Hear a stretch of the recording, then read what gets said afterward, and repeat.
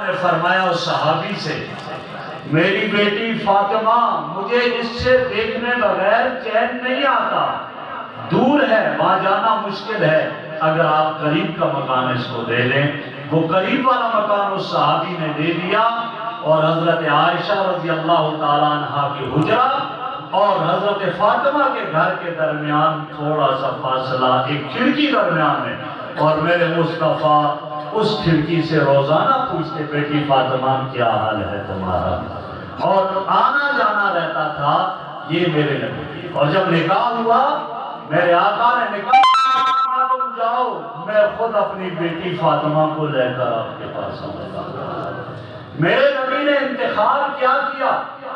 Bank balance نہیں دیکھا، مال و دولت کو نہیں دیکھا، میرے مصطفیٰ نے دیکھا علی علم کا سمندر ہے، علی باب العلم ہے، علم کے شہر کا دروازہ ہے، اور علی جرت اور بہادری کا نام ہے، لہذا میرا داماد یہ ہونا چاہیے۔ میں مولانا فضل الرحمان صاحب کو دل کی اتھاہ گہرائیوں سے مبارکباد پیش کرتا ہوں کہ انہوں نے بھی اپنے داماد اس کو بنایا جو علم دوست ہے، جس کا تعلق علم سے، جو میرے نبی کا وارث اس کے علم میں ہے، اس کو اپنا بنایا، نہیں دیکھا بینک بیلنس کیا، دولت کیا، نہ۔ اور میرے بھائیوں، پھر وہی حضرت علی رضی اللہ تعالیٰ عنہ وہاں رہتے رہے، اور کبھی کبھی جب گھر میں ہوں تو ناچاکی بھی ہوتی ہے۔ ایک دن آئے، آپ کو اپنی بیٹی سے کتنی محبت، جب بھی سفر سے آتے سب سے پہلے حضرت فاطمہ کے گھر جاتے۔ آج جب آئے حضرت فاطمہ کے گھر، علی کہاں ہے؟ ابا جان کچھ تھوڑی بات اونچ نیچ ہوگی اور وہ ناراض ہو کر چلے گئے۔ آج کا سسر ہوتا اپنی بیٹی کو ہاتھ سے پکڑ کر اپنے گھر لے جاتا، کون ہوتا ہے میری بیٹی کے ساتھ ایسا کرنے والا؟ خبردار آئندہ نہیں۔ یہ ایسے سسر گھروں کو اجاڑ دیتے۔ میرے مصطفیٰ کی زندگی میرے اور آپ کے لیے کیا ہے؟ وہاں سے نکلے، مسجد نبوی میں پہنچے، پتا تھا علی نے مسجد میں جانا ہے، دیکھا حضرت علی رضی اللہ عنہ مسجد میں مٹی پر لیٹے ہوئے ہیں، مٹی گرد و غبار جسم پر ہے۔ آپ نے اپنا پاؤں حضرت علی کے پاؤں پر رکھتے ہوئے فرمایا، تم یا ابا تراب، اے مٹی والے اٹھ جاؤ۔ حضرت علی رضی اللہ عنہ کھڑے ہوئے، حضرت علی فرماتے، میں تو ابو الحسن بھی ہوں، میں ابو الحسین بھی ہوں، لیکن مجھے کوئی ابو الحسن ابو الحسین کہے وہ سکون نہیں ہے جو ابو تراب کو ہے، مجھے سکون ہے، اس لیے کہ میرے مصطفیٰ نے مجھے حضرت علی کو پکڑا ہاتھ سے لے کر آئے، ایک طرف حضرت فاطمہ کو بیٹھایا، ایک طرف حضرت علی رضی اللہ عنہ کو بیٹھایا، درمیان میں بیٹھے، اور کیا کہا، بیٹی فاطمہ تو میری بیٹی ہے، لیکن یاد رکھنا پہلے تو فاطمہ میری بیٹی تھی، اب تو علی کی عزت ہے، اب تو علی کی بیوی ہے، اپنے شوہر کو ناراض کر کے میرے گھر نہ آنا، اپنے شوہر کو ناراض کر کے میرے گھر نہ آنا۔ فرمایا اگر میرے گھر آئے گی شوہر کو علی کو ناراض کر کے، میں تیرے سامنے نہیں آؤں گا۔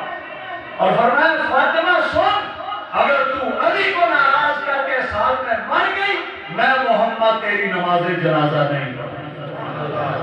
یہ میرے آقا اپنی رفتی جگت سے فرمایا۔ اور ادھر حضرت علی سے کیا فرمایا؟ علی یہ فاطمہ یہ میرے دل کا ٹکڑا ہے، فاطمہ تو بزا تو منی، میرے دل کا ٹکڑا ہے، جو فاطمہ کا دل کو کھائے گا اس میں میں محمد کا دل کھائے گا، جس نے فاطمہ کو تکلیف پہنچائی اس میں میں محمد کو تکلیف پہنچائی، لہذا میری فاطمہ کو تکلیف نہ پہنچانا۔ جب یہ کہا حضرت فاطمہ کی آنکھوں سے آنسو جاری، حضرت علی کی آنکھوں سے آنسو جاری، حضرت فاطمہ رو کر کہتے ہیں ابا جان مجھے معاف کر دو، آج کے بعد میں نے علی کے مزاج کے خلاف کوئی بات نہیں کی۔ اور حضرت علی کہتے ہیں رو کر، یا رسول اللہ مجھے معاف کر دیجیے گا، میں نے آج کے بعد فاطمہ کے مزاج کے خلاف کوئی بات نہیں کی۔ میرے بھائیوں گھر اس سے بنا کر ہمارے علاقوں میں یہ ساس سسر گھروں کو اجاڑ دیتے ہیں، ویران تباہ کر دیتے ہیں۔ اسی لیے کسی نے بڑی عجیب بات کی، کیا کہا؟ the house is built by hands and the home is built by hearts. کہا مکان ایک ہوتا ہے مکان، ایک ہوتا ہے گھر. کہا مکان تو ہاتھوں سے بنتے ہیں، بلاک سے بلاک لگا دیے، اینٹوں سیٹیں لگائی، پلسٹر کر دیا، مکان بن گیا، لیکن گھر نہیں بنتا. گھر کیسے بنتا ہے؟ دل سے بنتا ہے، دلوں سے بنتا ہے. شوہر کے دل میں بیوی کی محبت ہوگی، بیوی کے دل میں شوہر کی محبت ہوگی تو جب جا کر گھر بنے گا. اور عام طور پر میاں بیوی میں لڑائی اپنی وجہ سے نہیں ہوتی، تیسرے آدمی کی وجہ سے. بیوی کہتی ہے میرے رشتہ دار آئے تو نے ان کو عزت کیوں نہیں دی؟ شوہر کہتا ہے میرے رشتہ دار آئے تو نے عزت کیوں نہیں دی؟ اس تیسرے آدمی کو اگر شوہر مانے، شوہر بیوی کے رشتہ داروں کو عزت دینے لگ جائے، بیوی شوہر کے رشتہ داروں کو عزت دینے لگ جائے، ذرا بھی جھگڑا نہ ہو اور وہ گھر جنت کا منظر پیش کرے، جنت کا منظر پیش کرے.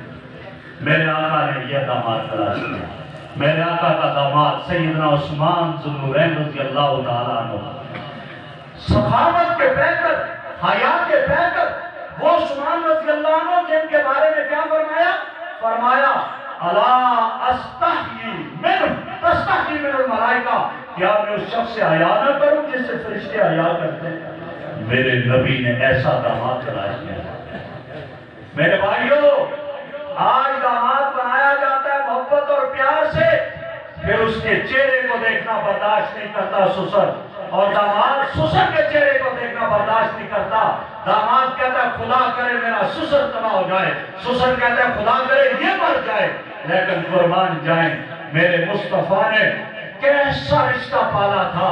میرے مصطفیٰ نے جب حضرت عثمان کی بیوی کا انتقال ہوا، دوسری بیٹی نکاح میں دی، جب اس کا انتقال ہوا میرے آقا نے فرمایا کاش میری 40 بیٹیاں ہوتی، ایک روایت میں 100 بیٹیاں ہوتی، میں عثمان کے نکاح میں یکے بعد دیگرے دیتا.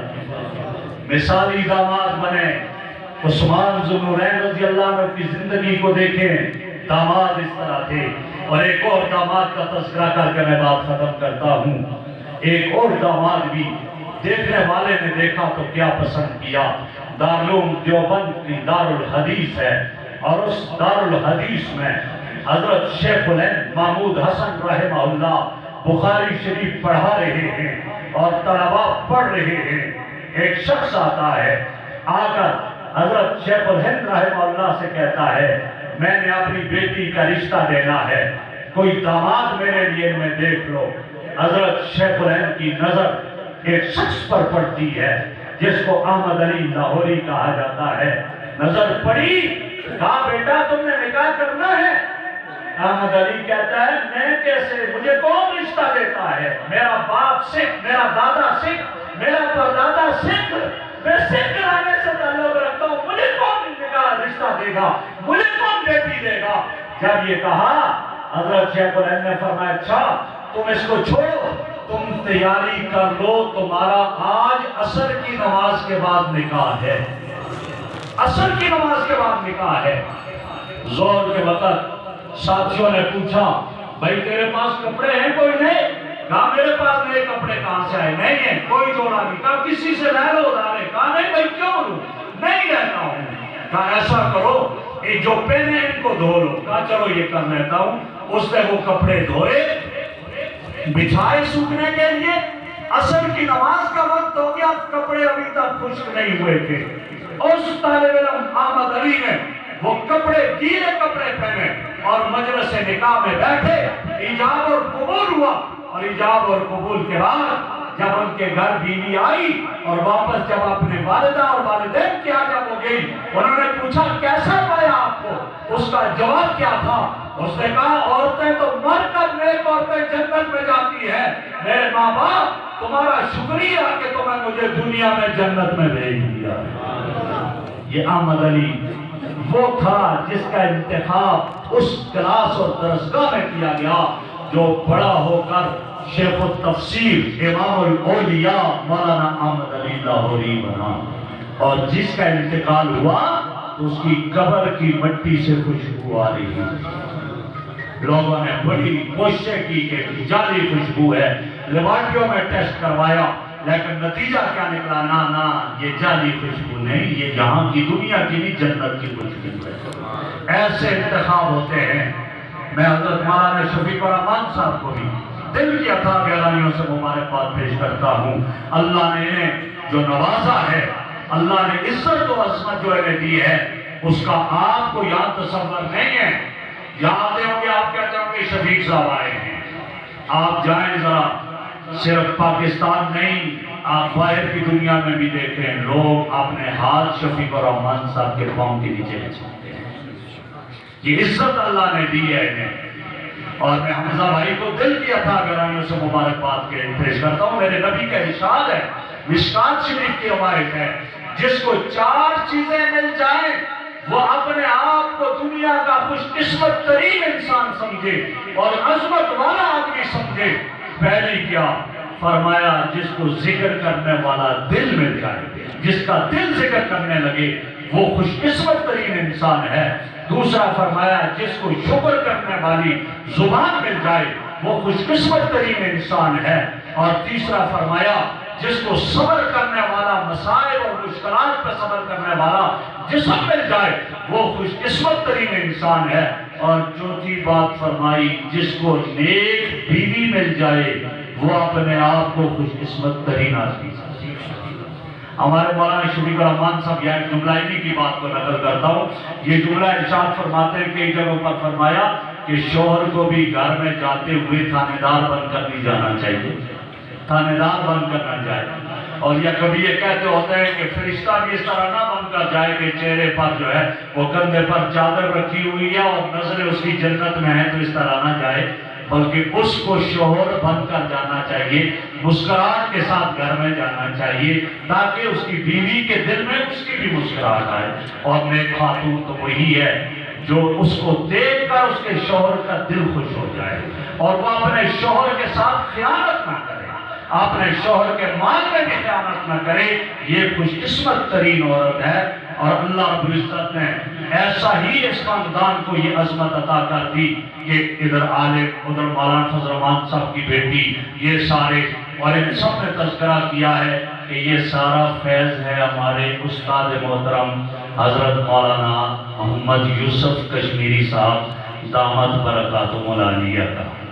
میں تو وادی نیلم کا رہنے والا، ان پہاڑوں پہ رہنے والا، لیکن میں بھی جب کراچی جامعہ فاروقیہ میں گیا تو سب سے پہلے مجھے جو شفقتیں حاصل ہوئی تو حضرت مولانا یوسف کشمیری صاحب، انہی کے شفقتوں کا آج اللہ کا کرم ہے کہ میں بھی انہی کا محتاج ہوں۔ اور میرے بھائی حضرت مولانا مفتی خلیل الرحمان صاحب انور کاشمیری نفر اللہ مرقدہ وہ اس مرتبے تک پہنچے ہیں تو اس کے پیچھے بھی مولانا یوسف کشمیری صاحب کی وہ شفقتیں اور محبت اور پیار تھا۔ اللہ ہمارے استاد محترم کی عمر دراز فرمائے۔ اور آج آپ نے دیکھا کتنے دور دور سے لوگ آئے، ہمارے بھائی، ہمارے مولانا عامر صاحب جو ہمارے استاد محترم حضرت مولانا یوسف کشمیری صاحب دامت برکاتہم العالیہ کی نشانی ہے، ہمارے پاس جہاں موجود ہے، صرف اسی پروگرام کے لیے کراچی سے آئے۔ ابھی پتہ چلا راولہ کوٹ سے، اسلام آباد سے کئی مولانا کے شاگرد موٹر سائیکلوں پر وہ وہاں سے یہاں آئے۔ یہ کیا ہے؟ یہ محبت ہے اور یہ ان کا فیض ہے۔ تو میرے بھائیوں، میں آخر میں پھر دل کی عطا گہرائیوں سے حضرت مولانا شفیق الرحمان صاحب، حضرت مولانا فضل الرحمان صاحب، ان دونوں کو مبارکباد پیش کرتا ہوں کہ انہوں نے اپنی ذمہ داریوں کو نبھایا۔ اور پھر مولانا حمزہ صاحب کو دل کی عطا گہرائیوں سے مبارکباد پیش کرتا ہوں۔ اللہ اس شادی کو ان کے لیے مبارک فرمائے، خیر نصیب فرمائے، برکتیں نصیب فرمائے اور اللہ خوشیاں ہی خوشیاں نصیب فرمائے۔ وآخر دعوانا ان الحمدللہ رب العالمین۔